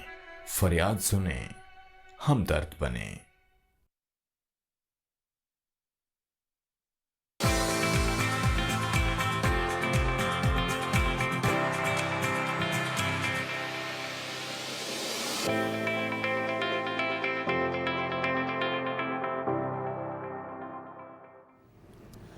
Welcome back after the break. अब जरा बात करेंगे उन लोगों की जो कि दफ्तर में ज़्यादा देर तक बैठे रहते हैं। कॉल सेंटर की जॉब्स या फॉर दैट मैटर ऐसी जॉब्स जिसमें डेस्क जॉब होती है, ज़्यादा देर तक बैठे रहना या झुक के काम करना लैपटॉप पे या सिस्टम पे। जनरली भी आपकी अगर रूटीन ऐसी कि आप बेशतर हिस्सा दिन का बैठ कर गुजार रहे हैं, तो बैठने का अंदाज बड़ा अहम होता है। आपका बॉडी पोस्चर डिफाइन करता है आपको कि आइंदा आने वाले सालों में एज के साथ साथ कोई और डिफॉर्मिटी तो नहीं हो जाएगी, कोई मसला तो नहीं हो जाएगा आपके साथ, पोस्चर के साथ भी और आपके साथ जनरली भी। क्योंकि हम देखते हैं कि समटाइम्स बहुत देर तक या बहुत अरसे तक ऐसी रूटीन अगर आप अपनाते हैं तो माजूरी भी खुदा न खास्ता हो सकती है। बहुत से इश्यूज़ होते हैं, नर्व के इश्यूज़ भी होते हैं, मसल के इश्यूज़ भी होते हैं, बोन्स एंड जॉइंट्स के इश्यूज़ भी होते हैं। तो कितनी देर तक आप एक पोज में बैठ सकते हैं और ड्यूरिंग द ऑफिस आवर्स आपको क्या करना चाहिए, हर कुछ देर बाद स्ट्रेचिंग कैसे करनी चाहिए अपनी, इस पर आज बात करेंगे। हमारे साथ मौजूद है डॉक्टर बुरहान रबी साहब। अस्सलाम वालेकुम जी, कैसे हैं? वालेकुम सलाम, ठीक ठाक है। 8 घंटे की जॉब हो, डेस्क जॉब हो, 8 घंटे बैठे रहना, बीच में सिर्फ आपने उठना है वॉशरूम के लिए, पानी के लिए, दैट्स नॉट इनफ। क्या मसाइल होते हैं? बेसिकली ये है कि ऑफिस पोस्चर, सिटिंग पोस्चर ये बहुत ज़्यादा ज़रूरी होता है। ठीक है जी, आजकल के अभी ये तकरीबन आप देखें तो सिटिंग में आप भी सुबह से बैठे हुए हैं, शो कर रहे हैं, ठीक, कंडक्ट कर रहे हैं। जो बिहाइंड द कैमरा लोग काम कर रहे हैं वो भी बैठे हुए हैं, पीसीआर रूम में लोग हैं वो भी बैठे हुए हैं, इधर बिल्डिंग में देखिए काफ़ी लोग बैठे हुए हैं। तो या इस तरह है कि 2-2, 3-3 घंटे लोग बैठे रहते हैं। ठीक है जी, स्पेशली जो कंप्यूटर यूज़र्स होते हैं, जो बैंकर्स होते हैं या मतलब फ़ोन पे ज़्यादा काम करते हैं, वो इस पोस्चर में बैठ के आगे लगे होते हैं। ठीक है जी, ऑल द टाइम। तो ये आप फ़ोन पे लगे होते हैं तो उनका क्या होता है, फॉरवर्ड हेड बनना शुरू हो जाता है। ठीक है, नेक स्ट्रेट हो जाती है। बेसिकली स्पाइन के अंदर डिफरेंट टाइप्स ऑफ कर्व्स होते हैं, तो वो इनका डिमिनिश होना शुरू हो जाता है। उसकी वजह से इनकी मसल स्टिफनेस आनी शुरू हो जाती है। ठीक है, इनका ये है कि शोल्डर्स राउंड हो जाते हैं, आगे की तरफ फॉरवर्ड हो जाते हैं, तो बेसिकली सारा फिजिक इनका डिस्टर्ब हो जाता है। ये मैं फिजिकल अपीयरेंस की सिर्फ फिलहाल बात कर रहा हूँ। बेसिकली अगर इफ इनके इससे आपकी जिंदगी मुतासिर नहीं है, लेकिन आपकी अपीयरेंस मुतासिर हुई। अच्छा, वैसे नहीं, जिंदगी मुतासिर होने पे हम आ रहे हैं अभी। मैं बिल्कुल स्टार्ट से मैंने शुरू किया। अच्छा, हम लैपटॉप वगैरह तो यूज करते हैं, ऑफिस वर्क हमारा ऐसा होता है, लेकिन जनरली हम जब मोबाइल यूज करते हैं यूं करके, तो वो भी तो एक बैड पोस्चर। बिल्कुल जी, बैड पोस्चर है। मतलब इस वक्त अभी इफ इन केस मैं बिल्कुल स्ट्रेट बैठा हूँ, ठीक है जी, तो अगर मैं इस पोजीशन में बैठूं तो कैसा दिखूंगा, और ऐसे बैठा रहूं तो कैसा दिखूंगा। ठीक है जी, तो थैंक यू। ऐसा है कि अगर आपका पोस्चर बिल्कुल इरेक्ट हो, स्ट्रेट हो, ठीक है, उसमें ये कि आपने जो आउटफिट पहना होता है वो आप पे अच्छा लगता है। ठीक है जी, ये फिजिकल अपीयरेंस की बात आ गई। जो ग्रेविटी है, जो कि कुव्वत कशिश हर एक चीज़ अपनी तरफ खींच रही है, ठीक है जी, वो जो लाइन है सेंटर ऑफ ग्रेविटी का एक लाइन है, आपके बॉडी से पास ऑन होकर नीचे की तरफ जाता है। ठीक है, अगर आप स्लाउच पोस्चर में है या थोड़े से यूं स्कोलियोटिक पोस्चर में, एक साइड पे दूसरी साइड पे, तो वो डिस्टर्ब हो जाता है, उसकी वजह से आपकी बॉडी की पूरी केमिकल कॉम्पोजिशन और मैकेनिज्म डिस्टर्ब हो जाती है। इफ इन केस इस पोस्चर में एक बंदा है, ठीक है, अगर हम सिस्टमैटिकली बात करें तो आपके लंग्स की कैपेसिटी कॉम्प्रोमाइज हो जाती है, ठीक है। आप ऐसे बैठे हैं तो लंग्स का अपना एक एरिया है वो कॉम्प्रोमाइज हो गया, उस पर ओवर प्रेशर आ गया, आपको मैक्सिमम ऑक्सीजन इनटेक आप कर रहे हैं लेकिन आपको मिल नहीं, पेट पे प्रेशर भी बढ़ेगा। एग्जैक्टली, उसके साथ स्टमक की डिस्टर्बेंस वो भी आनी शुरू हो जाती है, इस तरह के हार्ट की इश्यूज वो भी आने शुरू हो जाते हैं, ठीक है। जब आप स्ट्रेट पोस्चर में होते हैं तो जो भी ऑर्गन आपके बॉडी में है उसको अपना एक स्पेस मिल जाता है, उसको वो उस तरह से फंक्शनिंग करता है और मतलब आपके मामला सही चलते हैं। अच्छा, इसमें एक चीज और बताइएगा कि हम अक्सर देखते हैं कि एक वो पोस्चर करेक्टर होता है, एक बेल्ट सी होता है, आप कैसे पहनते हैं, शोल्डर आपका ऐसे हो जाता है, वो ठीक होता है, वो यूज करना चाहिए? अच्छा जी, मैं पर्सनली अपने क्लिनिक में रिकमेंड नहीं करता, ठीक है, एज वाइज मैं रिकमेंड करता हूँ। अब ये कि 45 प्लस जब लोग होते हैं ना तो मैं उनको रिकमेंड करता हूँ, लेकिन 45 से बिलो जो होते हैं उनको रिकमेंड नहीं करता। उसकी एक वजह है क्योंकि ह्यूमन बॉडी एक ऐसी चीज़ है, इसको जितना सपोर्ट मिलता जाए ये उतनी जो है लेजी और स्ट्रेंथ लूज करती जाती है। तो अब ये है कि बजाय इसके कि आप आउटर सपोर्ट्स लें, ठीक है, उससे आप उसके बदौलत आप बिल्कुल जो है वो स्ट्रेट रहें, तो इससे अच्छा है कि आप अपने मसल्स को रीट्रेन करें, ठीक है जी, अपने पोस्चर पे जरा ध्यान दें। या एग्जैक्टली। बुरहान साहब, since you are a doctor, तो आप बेहतर बता सकते हैं कि सबसे ज्यादा जो कॉमन चीज देखने में आती है इस बैड पोस्चर की वजह से, दैट इज सर्वाइकल स्पैज़म, जो कि बहुत कॉमन है जी। क्या इसके लिए कोई स्पेसिफिक एज होती है जिसमें होते? छोटे बच्चों को भी हो सकता है या ये इसके लिए जब आपकी बोन्स बहुत वीक हो जाए लेटर एजेस में जाके ये तब होता है? ठीक है जी, सबसे पहले आप ख़वातीन पे मैं बात करूंगा। बेसिकली ये है कि सर्वाइकल जो स्पाइन का जो स्ट्रेटनिंग या मस्कुलर स्पैज़म या जो फॉरवर्ड हेड है, ये फीमेल्स में बहुत ज़्यादा कॉमन है। ये बेसिकली क्या होता है कि आजकल लोग डबल चिन के चक्कर में यूं फॉरवर्ड हेड रखते हैं ताकि थोड़ा सा जॉ लाइन प्रोमिनेंट हो, ठीक है जी। ये इस पोस्चर में होते हैं, जब आप इस पोस्चर में होते हो तो आपका शोल्डर से आगे चला गया आपका हेड, ठीक है, वो सेंटर ऑफ ग्रेविटी पूरी डिस्टर्ब हो गई, इसके साथ आपकी सर्वाइकल स्पाइन भी पूरी डिस्टर्ब हो गई, ठीक है।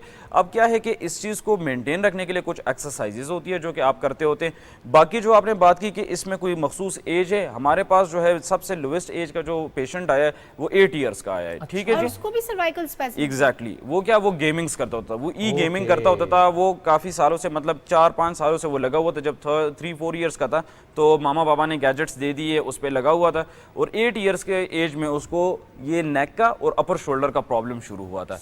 सॉल्व हो जाता है? यस हो जाता है जी, बिल्कुल। ये बेसिकली है कि अभी फिजियोथेरेपी के थ्रू एक्सरसाइजेज, मैनुअल जो है वो टेक्निक्स के थ्रू, कायरोप्रैक्टिक मैनिपुलेशन, आजकल आप लोगों ने वीडियोस की जो कड़ाके वगैरह निकालते हैं उस चीज के थ्रू हम एडजस्टमेंट करते हैं। सर एक कंसर्न मेरा कि देखिए जो फिजियोथेरेपिस्ट के पास आप जाते हैं वो आपको 12 दिन का सेशन देगा, बहुत होगा तो 20 दिन 25 दिन। अब एक चीज जो आपकी इतने अरसे में उससे अपनी शक्ल चेंज कर ली, लेट्स सपोज कि उसको यूं होना चाहिए तो बिल्कुल स्ट्रेट हो गई, या वो स्ट्रेट होने के बाद वापस बेंड होगी, उसको वापस लाना क्या मुमकिन होता है? क्योंकि मैंने ये सुना है कि पेन मैनेजमेंट तो हो सकती है लेकिन कंप्लीट रिलीफ आपको नहीं मिलता इससे। अब मैडम, दो फिजियोथेरेपी क्लिनिक्स में ना दो तरह की चीज़ें होती है, एक होता है पेन मैनेजमेंट, एक होता है फिजिकल रिहैबिलिटेशन, ठीक है जी। अब जो पेन मैनेजमेंट होता है तो हमारी पहली फोकस ये होती है, पहला बिल्कुल सबसे जो फर्स्ट 10 डेज में हम पेन मैनेज करें, ठीक है जी। उसके बाद क्या होता है कि हम आपके फिजिकल रिहैबिलिटेशन पे आ जाते हैं। आपका जो सी स्पाइन है, सर्वाइकल स्पाइन है, इफ इन केस उसका जो कर्व है वो डिस्टर्ब हो चुका है तो हम थ्रू एक्सरसाइजेज, ठीक है, आपको घर के लिए कुछ टेक्निक्स बताते हैं, आप वो करते हैं, आप ऑफिस में होते हैं वो एक्सरसाइजेज करते हैं, या एग्जैक्टली। अब क्या होता है कि हमारे बेसिकली मेरे क्लिनिक का ये रूटीन है कि मैं 4-5 सेशंस रेगुलर करता हूँ उसमें पेन मैनेज करने के लिए, ठीक है। उसके बाद जो है ट्वाइस अ वीक आपका सेशन चलता है 2 वीक्स तक, ठीक है जी।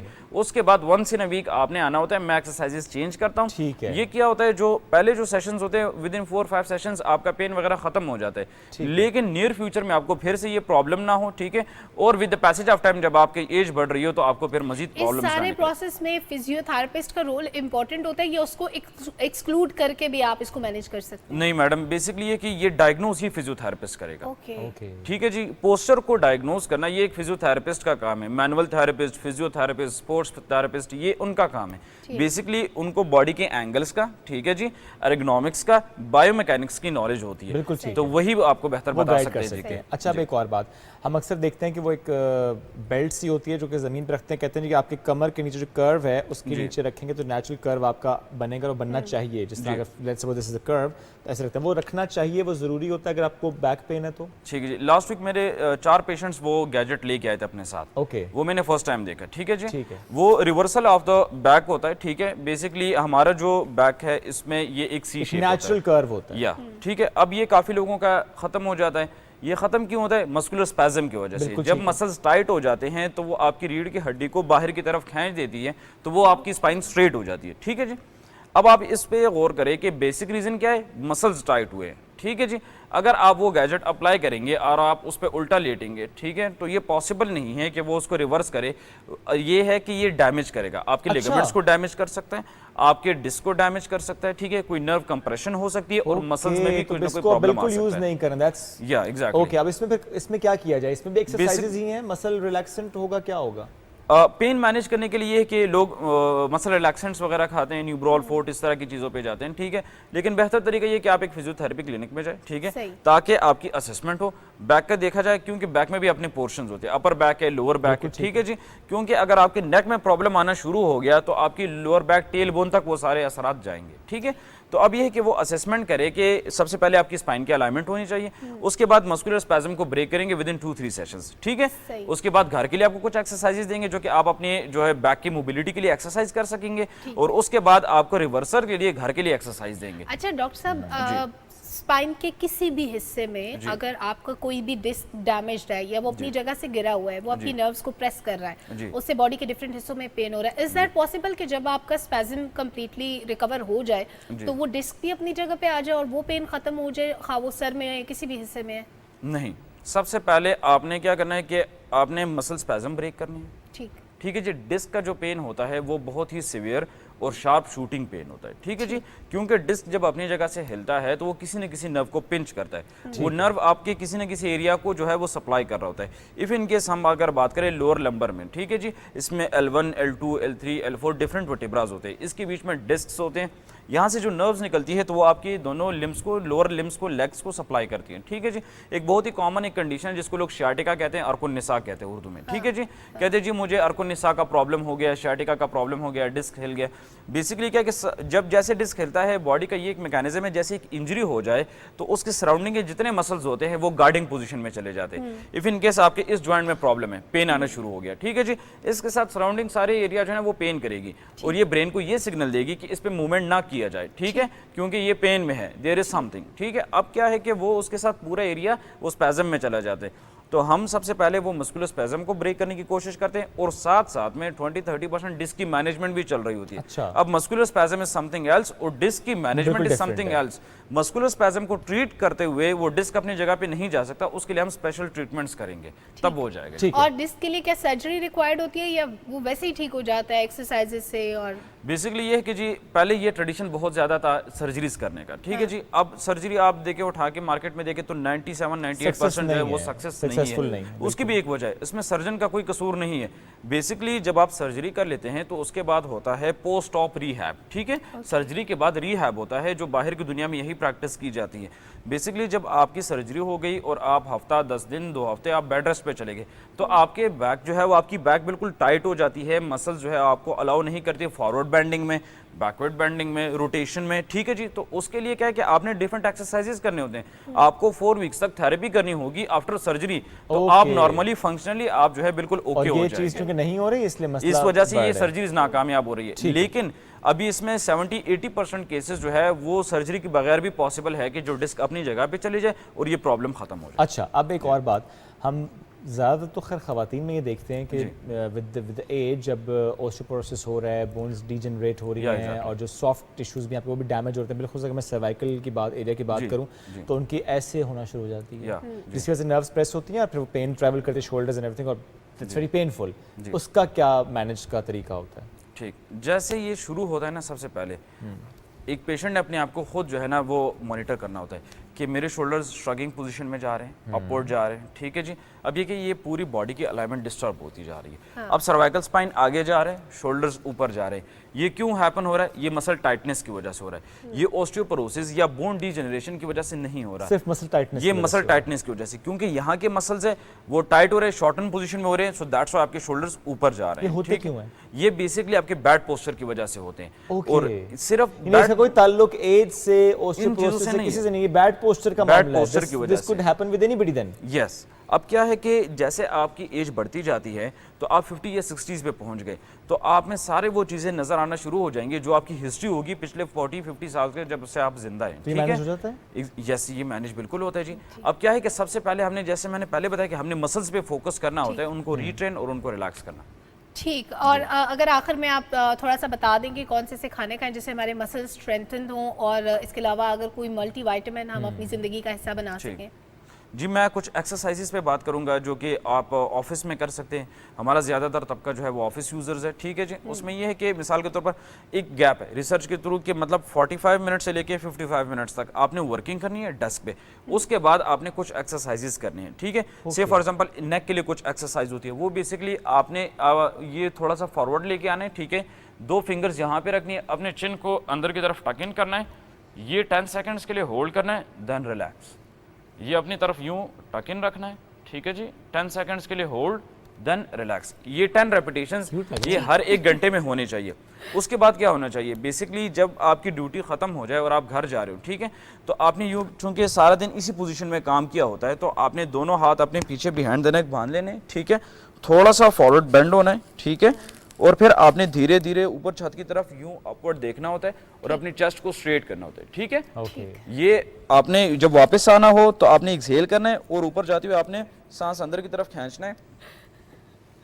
कंट्रोल रूम में हमारी सारी टीम ये एक्सरसाइजेस ट्राई कर रही है। जी, मैं तो कहता हूँ पूरी आवाम इस तरह करे, और गवर्नमेंट को चाहिए कि पोस्चर पे, ये ऑफिस एर्गोनॉमिक्स पे, इन चीज़ों पे कैंपेन्स चलाए और लोगों को ये बताया जाए। इसलिए भी अहम है डॉक्टर साहब, क्योंकि ज़ाहिर है अगर आपकी ऑफिस रूटीन में आप ये नहीं करते, जिस तरह हमने ऑफिस जॉब्स की बात की, डेस्क पे जो जॉब करते हैं नहीं करते, इससे आपकी ज़िंदगी मुतासर होती है। एक शख्स की ज़िंदगी मुतासर होने का मतलब क्या है, उसकी ऑफिस की रूटीन भी डिस्टर्ब है, ऑफिस भी डिस्टर्ब है, पर्सनल लाइफ भी डिस्टर्ब है, उसकी वजह से पूरी फैमिली डिस्टर्ब है। तो ये नेशनल हेल्थ की जब हम बात करते हैं, इसमें बहुत अहम है कि आपका बॉडी पोस्चर सही हो, ताकि ये इश्यूज ही ना हो, हेल्थ सिस्टम पर दबाव ना पड़े, आप हेल्दी होंगे तो आप परफॉर्म कर पाएंगे। बहुत शुक्रिया डॉक्टर साहब, साथ मौजूद थे और एक्सरसाइज भी आपने बताई।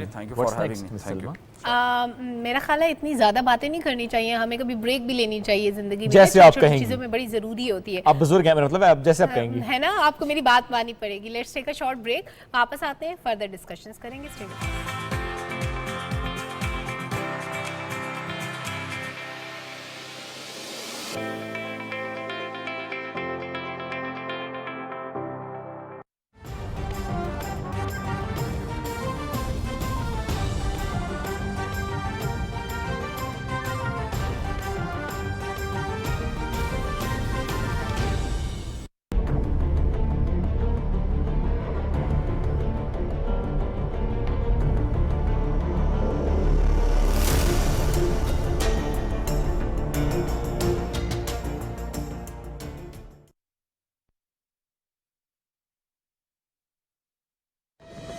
हालिया बारिशों ने मुल्क में 30 साला रिकॉर्ड तोड़ दिया है और अब तक लाखों अफराद सैलाब से मुतासिर हो चुके हैं।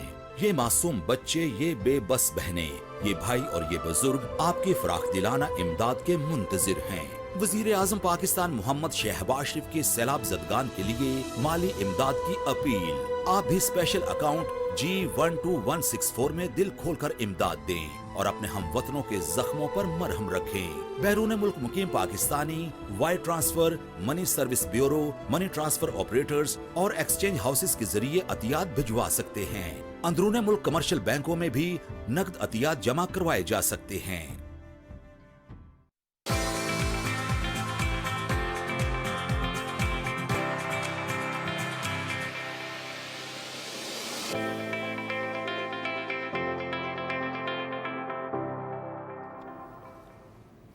Welcome back after the break. Break पर जाने से पहले बात हम ऑफिस रूटीन में कुछ गलतियां हो जाती हैं उसकी बात करते नहीं, with respect to your posture कुछ और गलतियां भी हमसे हो जाती हैं उस माहौल में, ऑफिस कोलीग्स के साथ।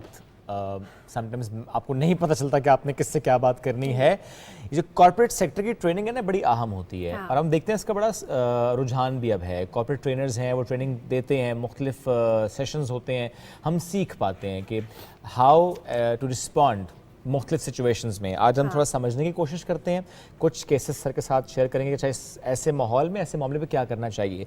We have with us corporate trainer and management consultant doctor Ali Raza Nemati साहब। अस्सलाम वालेकुम जी, कैसे हैं आप? जी अल्लाह का शुक्र, thank you so much. Sir एक चीज़ बताएं कि समटाइम्स हम देखते हैं कि ऑफिस के माहौल में एक शख्स को बार बार अपने आप को जस्टिफाई करना पड़ रहा होता है कि अच्छा नहीं, मैंने ऐसा नहीं कहा था, या मैंने ऐसा नहीं किया था, या मैंने इससे ये नहीं कहा था, मैंने उससे ये नहीं कहा था, और लोग उसके बारे में कोई राय कायम कर चुके होते हैं, even sometimes team members as well.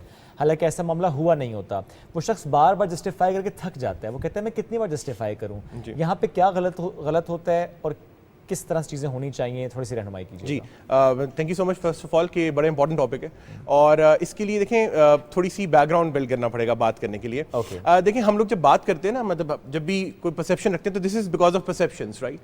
अच्छा, परसेप्शन के अंदर दो चीज़ें इंपॉर्टेंट हैं। एक, हम सोचने का तरीका सबसे ज़्यादा इंपॉर्टेंट है। अगर आप इंसान के दिमाग को पढ़ने लग जाए तो आप यकीन करें आप सारी किताबें पढ़ना बंद कर दें। तो इंसान के दिमाग को जब पढ़ेंगे, इट्स सो इंटरेस्टिंग कि आपको अंदाज़ा होगा कि सारी डिसीजन मेकिंग होती कैसे है, आप दूसरे के बारे में परसेप्शन करते कैसे हैं, दूसरा डिसीजन करेगा क्या, and if you master it right so you will be successful. अच्छा, होता ये है कि हम दो तरह से सोचते हैं। एक होता है सिस्टम वन थिंकिंग, एक होता है सिस्टम टू थिंकिंग। अच्छा, सिस्टम वन थिंकिंग ये होता है कि फॉर एग्जाम्पल उसमें हम सोचते नहीं, this is more reflex, right. अब जैसे कि मैडम के राइट साइड पे एक मग पड़ा हुआ है, तो उनको पता है, मतलब साइकोलॉजिकली पता है कि यहाँ पड़ा हुआ है, मैंने हाथ यहाँ से नहीं गुजारना वरना गिर जाएगा। आपने कुछ ऐसे लोग देखे जो अक्सर डाइनिंग टेबल के ऊपर गिलास वगैरह गिरा देते हैं। मतलब कोई ऐसा टाइम भी था जब मुझे याद पड़ता है कि जब मैं ट्रेनिंग्स कराता था और तार ज़मीन पर सही तरह नहीं होती थी तो मैं अटकता था उसमें, राइट, क्योंकि आई हैड अ साइकोलॉजिकली मेरे माइंड में होता था कि वो तार कहीं साइड पे है लेकिन वो पाँव अटकता था। अच्छा, ये सिस्टम वन थिंकिंग से, हम बहुत से काम सिस्टम वन थिंकिंग से कर रहे होते हैं। मैं आपके अभी टीवी शो पे आ रहा था तो रास्ते में ऑफ कोर्स मेरा ऑफिस का रास्ता डिफरेंट है, आपका रास्ता टीवी का डिफरेंट है, सो माइंड फिक्स था सिस्टम वन पे कि जी उसी रास्ते पे जाना, तो I had a wrong turn initially, right. ये हो जाता है ना जी, क्योंकि अच्छा, तो सिस्टम वन, क्योंकि अल्लाह ताला ने हमें ये एक माइंड को ये पावर दी हुई है कि सिस्टम वन के थ्रू ऑटोमेटेड चलता रहे, जिसको हम ऑटो पायलट पे तौर पे कहते हैं। सिस्टम टू थिंकिंग ये होती है कि इसमें आपको सोचना पड़ता है, आपको तदबीर करनी पड़ती है, you just think about it, right. अब होता क्या कि जब हम दूसरे किसी के बारे में कोई राय कायम कर लेते हैं ना, तो this is because of system one thinking, because of some perception. किसी भी परसेप्शन की वजह से हम किसी के बारे में एक राय काम कर लेते हैं। मैं एक छोटी सी एग्जांपल लेता हूँ। आपके घर में एक XYZ कास्ट का बंदा चोरी कर रहा हो और वो पकड़ा गया, और आपने कहा तुम किस कास्ट के हो, उसने कहा मैं इस कास्ट का हूँ, तो आपने हर कास्ट को एसोसिएट कर दिया। तो आप ये वाली कास्ट चोर होती है।